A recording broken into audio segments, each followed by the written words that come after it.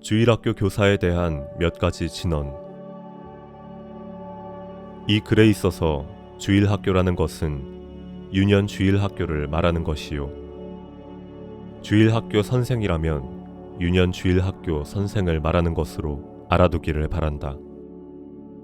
대체 유년 주일학교라 하면 교회 안에서 노숙한 이들보다도 젊은이들만이 하는 일인 줄로 알며, 따라서 유년 주일학교 선생이라면 좀 엔간한 청년이면 의뢰 할 수 있는 줄 안다. 그래서 아이들에게 옛말 맞이나 해줄 수 있으면 더 없는 자격자인 듯이 생각하는 데가 적지 않은 것이다. 그러나 제2세 이후의 교회란 것은 선교사 시대의 교회를 제1세 교회라고 한다면, 주일학교로부터 자라난 교인이 그 회원의 거의 전부를 점령하고 있는 현상으로 보아서도 주일학교 선생은 기독교회의 미래의 운명을 좌우하는 가장 중요한 직분이라 안 할 수 없는 것이며, 따라서 그 직에 있는 자는 모름지기 자중하여 그 요직에 만유를 얻기를 기해야 할 것도 사실이다. 국민교육의 교사는 일정한 기간의 수련을 필한 자로서 그 특수한 직무에 관한 시험을 통과하여야 되며, 합격한 그들에게는 일정한 생활비가 제공되어 있다. 그러나 주일학교 교사 채용에 있어서는 이 모든 조건을 하나도 적용할 수 없는 이만치 수년이 교사 자신의 하나님을 향한 뜨거운 애정에 호소할 뿐이며, 그 직무를 위한 수련도 교사 각자의 자발적 준비에 의존할 수밖에 없는 것이다. 국민교육의 교사들은 주로 지식과 도덕을 전수하면 그 책임을 다하는 것으로 되어 있다. 그러나 주일학교 교사는 종교를 전수하는 것이 그 책임이니만치 지성이나 양심에 강박적으로 전수할 수 있는 것이 아니오, 영성에 소하여 그 전인격적 반응을 기다릴 수밖에 없는 것이며, 따라서 그 사업은 더욱 어렵고 전문적 노력을 요하는 것이다. 국민교육의 기관은 그 건물이나 그 목적을 달성하기에 거의 유감 없도록 되어 있으며, 교수 시간의 충분, 교재의 정돈 등도 거의 완전에 가깝도록 준비되어 있다. 그러나 주일학교에 있어서는 교회 건물이 교실로서는 부적당한 데가 거의 전부며, 교과서도 준비되지 못한 공과요. 가르치는 시간이라곤 일주일 한 번 20분 내외의 것에 불과하다. 그러면 국민교육보다도 수배나 더 어려운 사업을 국민교육기관보다 비교도 안 될 만치 불비한 현실에서 진행시키려는 주일학교가 능히 그 본래의 목적을 달성할 수 있을까? 여기에서 우리는 성령의 간단 없는 협조를 간언함과 동시에 주일학교 교사 각자의 일대 분발을 촉하는 소위 연을 발견하는 것이다. 그러면 이 난국에 처한 주일학교 선생들에게 무엇을 요구하는가? 첫째로, 주일학교 선생은 무엇보다도 성경을 알아야 되겠다는 것이다. 다만 공과에 나타난 단편적 성경 구절을 읽음으로 족한 것이 아니다. 성경은 역사이기도 하며 문학이기도 하며 도덕훈이기도 하며 영적 지혜의 집성이기도 하다. 이 모든 것보다도 성경은 영감의 서며 계시의 기록이다. 그 뿌리와 줄기와 잎과 열매가 형형색색의 시대시대에 그 특색을 드러내었으나, 그 중심을 통하여 전체 기구를 살린 것은 하나님의 생명이며, 이 중심 생명을 성경에서 감득한 자라야 비로소 성경을 알기 시작한 자라 할 것이다. 이렇게 성경을 전체적으로 깊이 음미하기 위해서는 성경 그것만 읽는 것으로는 극히 부족하다. 차라리 거의 불가능하다고 할 수도 있을 것이다. 거기에는 측광이 필요한 것이다. 성경에 나타나는 사건이나 사상을 이해하기 위한 그 당시의 질이 제 민족의 역사, 문화, 풍속, 습관, 성경 구성의 내력 등이 절대 필요한 학습 제목이 되는 것이다. 다행히 이런 학습을 위하여 일독 서원 발행에 기독교 교정 총서, 기독 모노그래프 총서, 이데아 서원 간행에 기독교 사상 총서 등이 있어서 평신도의 성경 연구에 크게 도움을 주고 있다. 이와 동시에 약주 성경을 읽고 그 취미와 학습 정도를 따라 더 자세한 주석을 읽을 수도 있을 것이다. 둘째로 주일학교 선생은 아동에 대하여 알아야 되겠다는 것이다. 증전에는 아동과 성인과의 차이는 그것이 양의 차이요 질의 차이가 아닌 줄 알았었다. 아동이란 것은 성인보다 몸집이 적고 지력이 부족하고 사고력이 미급한 것이라고만 생각했던 것이다.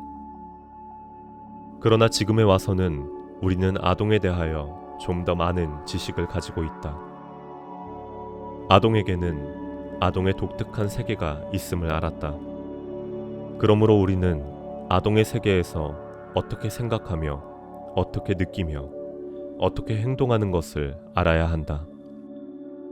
그리하여 아동의 세계에서 이해할 수 있는 것으로 가르쳐야만 한다. 그렇지 않으면 소경이 소경을 인도하는 것이 되고 말 것이다. 이 부문에 있어서도 아동 심리에 관한 저서가 불소히 간행되어 있으므로 연구의 문은 충분히 열려 있는 줄로 생각한다. 셋째로, 가르치는 기술을 가져야 된다는 것이다.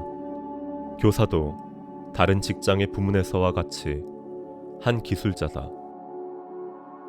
많이 아는 것과 잘 가르치는 것과는 다른 문제다. 아주 풍부한 학식을 가지고도 극히 우열한 교사밖에 못 되는 이가 많은 것이니 이는 그에게 가르치는 기술이 결여한 까닭이다.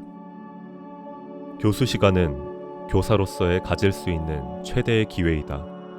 학생들 앞에 서는 그 시간은 교사로서의 성패를 결하는 순간이다. 주일학교 선생의 온갖 준비와 기도와 교양은 또한 이 학생들 앞에 서는 20분이나 30분을 위하여 존재한 것이다. 이 시간에 학생들의 심령에 거룩한 감격과 결의를 일으키느냐, 그렇지 않으면 그저 평범, 무의하게 망각의 세계에 밀려가 버리고 마느냐가 결정되는 것이다. 내가 교수의 숙련공으로서 내 교재를 내 학생들에게 어떻게 하면 가장 유효적절하게 전수할 수 있을까를 그 용어, 순서, 시간, 중점 등에 관하여 마치 조각사가 그 끈을 움직이듯이 유루 없이 숫고 연단해야 할 것이다. 이에 대해서는 교수법에 관한 서적을 읽는 것도 필요하지만 각자의 식견과 경험과 부단의 노력에 의한 숙달이 더욱 필요한 것이다. 무엇보다도 대따람에 되는 대로 시간이나 채워버리면 그만이란 생각을 버리고 일사불란의 계획하에서 진행하려는 노력이 가장 긴중한 것이다. 넷째로, 언제나 계속적으로 부단히 노력하는 학도가 되어야 하겠다는 것이다. 내가 이미 아는 것만으로도 그까짓 아이들이야 못 가르치랴 하는 심사로 지내는 교사는 정체 무활력한 교사가 되어 아무 가마력도 없는 것이다. 공과마다 참으로 준비해야 될 것이다. 저 유명한 교육가 토마스 아놀드 박사는 죽는 그날까지 꾸준한 학도였었다.